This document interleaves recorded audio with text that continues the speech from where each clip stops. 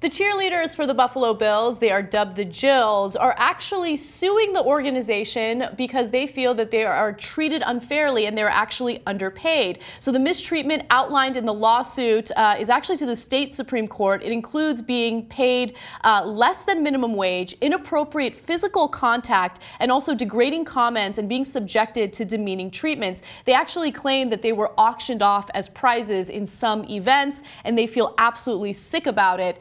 Jen, make your point.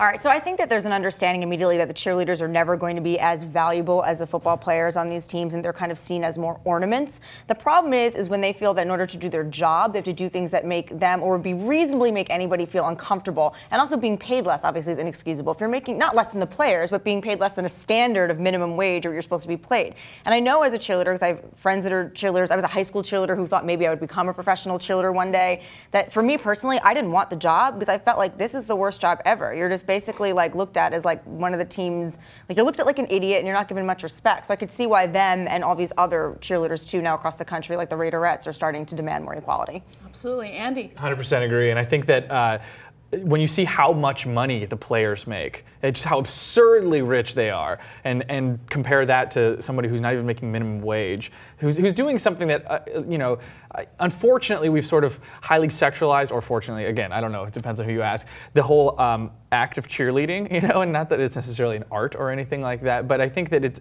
it's difficult to have something that's completely about image and about TNA, right?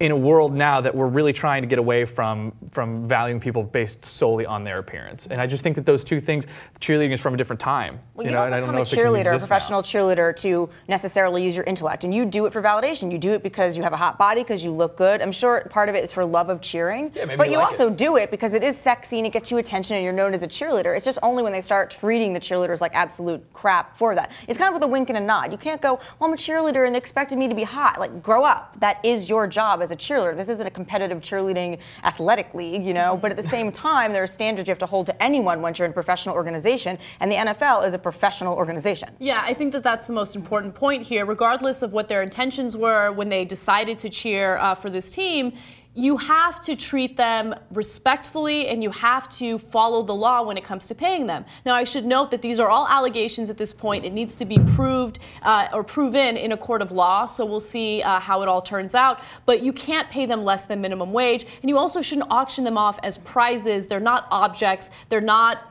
property that you sell off. That's absolutely deplorable. So I guess we'll see what happens in this case. Big question for this story is, what's the most degrading thing you've done or you would consider doing for a job? Jen, I'll start with you. I mean, I think that in all sorts of occupations, there's degrading things you do, whether it's, especially because I've been in, media and in PR, and I've also been a news reporter. So in a lot of those situations, especially for news stories, and especially when I worked for the Us Weeklies and OK magazines in the world, we were put in these positions all the time where you had to basically compromise your values to get stories about people that you thought were frankly disgusting. Like, I don't want to be, stalking Jennifer Aniston's doctors to see if she's pregnant. That was something that was assigned to me that I turned down, and that was one of the last days I ever worked as that. But in every industry, there's creepy things that you might have to do to get ahead. So it's nothing specific, but it's like a general level of creepery, especially in media, can be high. Andy? Absolutely agree again. I came from news. I have covered a few tragedies, some of them very major. I was in Connecticut for following the Sandy Hook shooting, and I felt it was the first time that I really ever thought, I don't need to be here.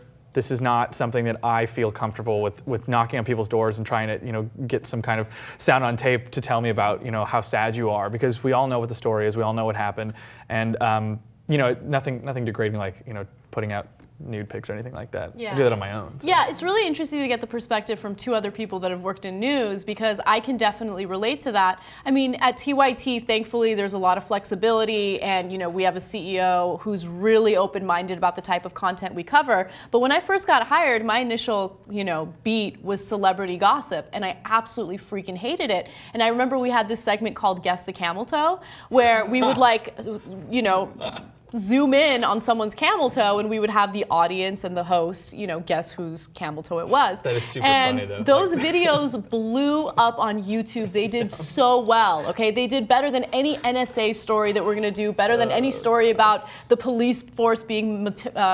militarized. But it's depressing to know that that's the stuff that does well, but I wasn't into it. I found it degrading, so I stopped doing those stories. And now I do stories that are a little better than that. Just a little bit. Like strip clubs and churches. Exactly. You know what I mean? The highbrow, the New York Times, the Upper West Side stuff. We're making progress. All right, guys. Well, tell us if you've done anything degrading for a job or how far you would go for your dream job. Comment in the section below, and we will see you guys soon with another video.